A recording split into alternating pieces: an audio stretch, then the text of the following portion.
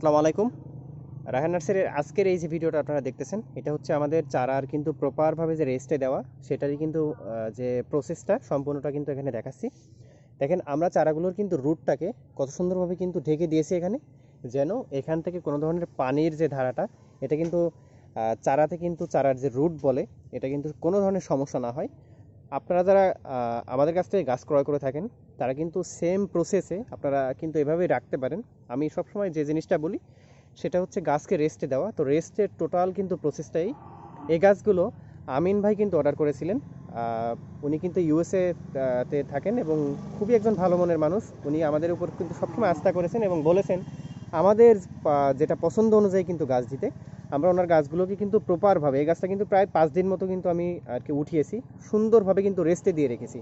তো আমিন ভাই আপনার গাছগুলো হচ্ছে আমরা কিন্তু প্রপার ওয়েতে এখানে রেস্টে দিয়েছি এবং সুন্দরভাবে কিন্তু রেস্টে দিয়েছি। গাছগুলো কিন্তু সুস্থ সবল এবং কালার দেখলে বুঝতে পারতেছেন একটা গাছের একটা সিঙ্গেল পাতাও কিন্তু এখানে সমস্যা হয়নি। লিচু গাছগুলো কত সুন্দর আছে এবং এখানে যে কদবেল গাছগুলো ওগুলো কিন্তু আমরা সুন্দরভাবে আর কি রেখে দিয়েছি।